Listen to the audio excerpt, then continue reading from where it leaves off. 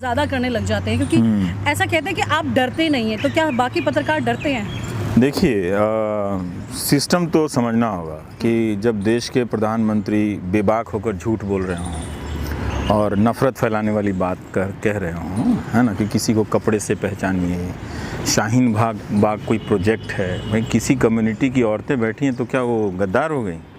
नहीं ना। इस देश में बहुत सारी औरतों के प्रोटेस्ट चलते रहते हैं, तो एक दिन क्या आप उनको भी गद्दार कह देंगे? तो जब प्रधानमंत्री हमारे इस तरह से बेबाक होकर झूठ बोलते हैं, रामलीला मैदान में कह दिया कि डिटेंशन सेंटर नहीं है, इस तरह से नफ़रत फैलाने वाली बातें करते हैं, और उनके जितने भी मंत्री हैं और सांसद वगैरह हैं, तो किसी न किसी को तो बोलना पड़ेगा ना। हमारा काम है फैक्ट चेकिंग करना, हमारा काम है कि जो गलत बोल रहे हैं उसको पुराने वो ना करते हों, पर मेरा जो काम है मैं तो अपने लिए ज़िम्मेदार हूँ।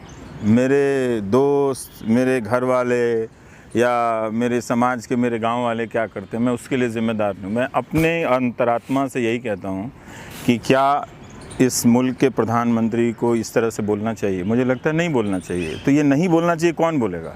मुझे लगता है मुझे बोलना चाहिए। तो जब मैं बोल देता हूँ तो उसका जवाब नहीं होता है, उसका जवाब नहीं होता है कि मैंने गलत बोला या नहीं बोला। ठीक है, जैसे उन्होंने कहा कि CAA जो आया है वो गांधी जी चाहते थे। गांधी जी नहीं चाहते थे CAA। गांधी जी कब चाहते थे?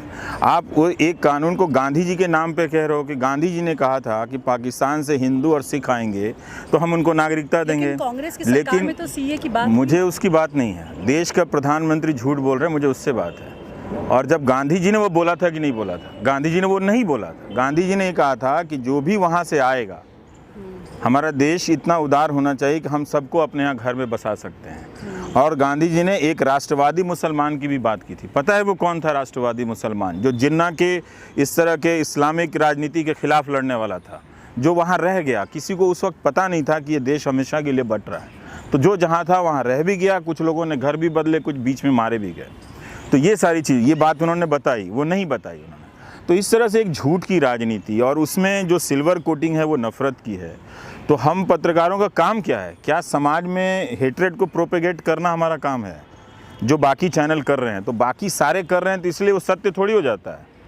तब तो फिर हर बहुमत को सत्य मान लिया जाता है, तो ऐसा तो नहीं होता है। बाकी सब चैनल और बाकी सब पत्रकार कहीं ना कहीं आपको एक अलग लिस्ट में रख के सब एक लिस्ट में चले जाते हैं। उनको मैं अलग लिस्ट में रखता हूँ, वो उसकी मैं चिंता नहीं करता। वो बहुत पैसे खर्च किए जाते हैं, 6 साल से मेरे ऊपर बहुत पैसे खर्च किए गए बदनाम करने के लिए, इन सब करने के लिए। लेकिन जो बात मैंने कही उसका जवाब किसी ने नहीं दिया। जब मैंने गांधी को उनके प्रार्थना प्रवचन के कोट से निकाल के कोट कर दिया तो किसी ने जवाब नहीं दिया कि आपने गलत कहा है। तो जवाब देना चाहिए था ना। तो आप जवाब नहीं देते हैं, तो आप उसको फिर कैरिकेचर करते हैं कि ये हैं वो हैं। जिस तरह से शाहीन बाग की औरतें एंटी नेशनल हैं, सिर्फ वही थोड़ी एंटी नेशनल हैं। जो कोई भी इनके झूठ को पकड़ लाता है उसको ये गद्दार कह देते हैं। तो गद्दार हो गए। देश में सबसे बड़ा देशभक्त यही लोग हैं। बाकी लोग क्या कर रहे हैं फिर? तो बाकी जिन लोगों ने एक दिन क्या आप ये भी करेंगे कि जिन लोगों ने आपको वोट नहीं दिया, जो 70% लोग हैं, क्या उनको भी आप गद्दार घोषित कर देंगे? जो 60% लोग हैं, नहीं। तो सरकार आज की तारीख में, मतलब अगर मोदी जी जो हैं उनको अगर प्रधानमंत्री का चेहरा वो नहीं है, तो कौन सा ऐसा? ये मेरा समस्या नहीं है। अभी जो चेहरा है वो झूठ बोलते हैं, मेरी समस्या वो है। तो कहीं तो एक है ना? नहीं, ये गलत बात है। अभी मेरा कहना है कि अभी जो सामने है, कल इनकी जगह जो होगा उनसे भी यही सवाल किया जाएगा कि वो सही बोल रहे हैं। चेहरा बताना ये मेरा काम नहीं है। और इसके नाम पे आप सिर्फ नफरत ही क्यों फैला रहे हैं? आप झूठ ही क्यों बोल रहे हैं? कुछ अच्छे काम भी कीजिए, है ना? अच्छे कामों में उन्होंने विदेशी दौरे जो किए हैं उससे की बहुत अच्छी। कौन सा आप बताइए कि किस मीडिया में आपने उनके विदेश यात्राओं के बारे में देखी? आज मलेशिया ने क्या कहा? मलेशिया ने इनके CAA की निंदा की है। आज अमेरिका में देख लीजिए, जिनेवा में देख लीजिए, यूरोपियन यूनियन में प्रस्ताव रखे गए हैं, वहाँ पे बहस हो रही है। तो कौन से इनकी विदेश नीति की समझ क्या बनाई गई? आपको पता है, जहाँ जाते हैं वहाँ करोड़ों रुपया खर्च करके, जिसका भी खर्च होता हो, एक स्टेडियम में भारतीयों को बुलाए जाते हैं, तो वो स्पॉन्सर है ना? मतलब वो स्पॉन्सर्ड नहीं तो और क्या? इसमें पूछने वाली क्या बात है? इसमें पूछने वाली क्या बात है? तो आप जाएंगे तो हम भी चले जाएंगे। हमारे देश के प्रधानमंत्री अगर आ रहे हो न्यूजीलैंड और अब बुलाया जाए तो हम भी जाएंगे स्टेडियम में। तो वो जो कार्यक्रम होता है वो विदेश नीति की सफलता थोड़ी है, वो तो अपने भारतीय लोगों से संवाद की सफलता है। उसमें विदेश नीति, आप अखबार देख लीजिए उनके दौरे के बारे में कि जब वो लौट कर आते हैं तो यही छपता है। बाकी विदेश नीतियों में क्या हासिल हुआ, मैं ऐसे नहीं कहता कि नहीं होता होगा। अब इतनी बड़ी सरकार है तो कुछ ना कुछ अच्छा होता ही होगा। लेकिन ये जो प्रोपेगेंडा मैनेजमेंट है इसको तो समझना पड़ेगा ना कि आप स्टेडियम में बुलाए हैं, कहीं पर लोगों को ले आके समारोह कर रहे हैं, तो आप अपने भारतीयों को बुला के कर रहे हैं ना, तो उसमें उसको हम विदेश नीति की सफलता क्यों मान लें कि कहीं भी जाके आप रैली कर रहे हैं, वो विदेश नीति की सफलता तो है नहीं। तो ये भी तो हो सकता है आप अमेरिका गए हैं और इनकी यात्राओं के समय का अमेरिकी अखबार उठा के देख लीजिए, कोई चर्चा के लायक नहीं समझता, क्योंकि उसमें फॉरेन डिप्लोमेसी का कोई एक्शन होगा तब तो कोई लिखेगा ना। आप आए हैं यहाँ शॉपिंग खरीद रहे हैं, कर रहे हैं, वहाँ लोगों के यहाँ खाना खाने जा रहे हैं, तो उसमें क्या तो इतने करने वाले बहुत सारे लोग हैं। लोग बुला लिए जाएं तो मोदी मोदी तो पूरा टीवी करता रहता है 24 घंटा, पर वो विदेश नीति की सफलता कैसे है? वो तो अपने भारतीय लोग हैं, हम अपने प्रधानमंत्री को देखने जाएं, हम भी जाएंगे, मैं तो कह रहा हूँ मैं भी जाऊँगा देखने के लिए, वो विदेश नीति की सफलता नहीं है ना। तो हम उनकी यात्राओं के जो तड़क भड़क हैं उनको छोड़िए, आप विदेश नीति पे बात कीजिए।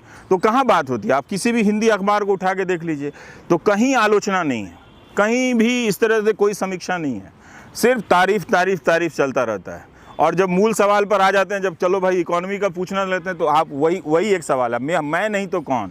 भाई आप ही हैं, अभी कौन का सवाल नहीं है। 2014 से आप ही हैं, 24 तक आप ही रहेंगे। तो इस सवाल से हम आपको नहीं जज करेंगे कि आप नहीं तो कौन, ये हमारा काम नहीं है। हमारा काम है कि आप हैं तो क्या कर रहे हैं। आप 2016-14 से लेकर आज तक आपने एक इकोनॉमिक एजुकेशन पॉलिसी नहीं बनाई, ठीक, और बजट में पढ़ रही हैं, पिछले साल के बजट में भी पढ़ रही हैं 2019-20 के बजट में कि हम 1 साल के भीतर नई शिक्षा नीति लेकर आएंगे, और इस साल के बजट में भी पढ़ रही हैं कि आप जल्दी लेकर आएंगी। तो 1 साल तो गुजर गया, और जब आप कह रही कि नई शिक्षा नीति लेकर आएंगी, तो उसके पहले आप शिक्षा को लेकर ऑनलाइन कोर्सेज बनाएंगे, मेडिकल बनाएंगे, इसके अनाउंसमेंट आप कैसे कर सकती हैं? दोनों बात कीजिए ना। तो क्या आप उस शिक्षा नीति की घोषणा आप कर रही हैं, या जो लेकर आने वाली हैं उसकी सिर्फ सूचना दे रही हैं? बोलते हैं ना अमित शाह की पूरे जो जिस तरह का स्लो डाउन चल रहा है, इकोनॉमिक कंडीशन जो है कहाँ चल रहा है? वो तो जिस तरह से उन्होंने अमित शाह कब बोलने लगे इकोनॉमी पे? उन्होंने इंटरव्यू में बोला कि जिस तरह का स्लो डाउन पूरे दुनिया में चल रहा है उसका असर यहाँ पे दिखाई दे रहा है। पर वो तो इंडिया, आप इंटरनेशनल मॉनेटरी फाउंडेशन की चीफ ने क्या बोला, चीफ इकोनॉमिस्ट ने, कि भारत के कारण दुनिया की अर्थव्यवस्था धीमी हो रही है। तो आप इस सवाल का जवाब नहीं देते। लेकिन जब इसी IMF की चीफ ने कहा था 4 साल पहले 2016 में कि भारत के कारण चीज़ें ठीक हो रही हैं, तो आप बजट के भाषण में उसको शामिल करते हैं। जब बता दिया जाता है कि आपके कारण चीज़ें धीमी हो रही हैं, तो आप उसको हटा देते हैं, तो जो आपको ठीक नहीं लगता है। लेकिन मनमोहन सरकार में भी रिसेशन की दौर आया, वो 2014 से पहले की बात है। 14 से पहले, हाँ, उसका हिसाब 2014 के इलेक्शन में हो चुका है, और इनका हिसाब, ठीक है, तो इनका हिसाब नहीं, ये तो किसी चीज का जवाब नहीं देते हैं। आप इनसे सवाल पूछिए तो अक्षय कुमार से इंटरव्यू कराते हैं। आपसे कराना चाहिए। हाँ, मुझसे क्यों कराना चाहिए? तो 6 साल हो गया है ना। आप मत कहिए, नहीं तो नींद नहीं आएगी।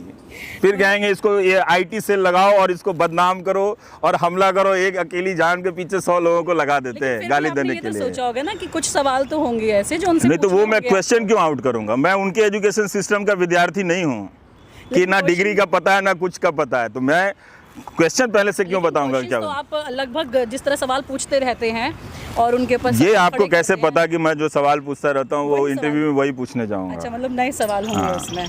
तो इसलिए आप उनका कॉन्फिडेंस लेवल देखिए। किसी भी उनके इंटरव्यू को आप बताइए कि जो पत्रकारिता के स्तर पर उसको मान्यता दी जाती हो। मैंने नहीं किया वो अलग बात है, किसी ने भी किया हो।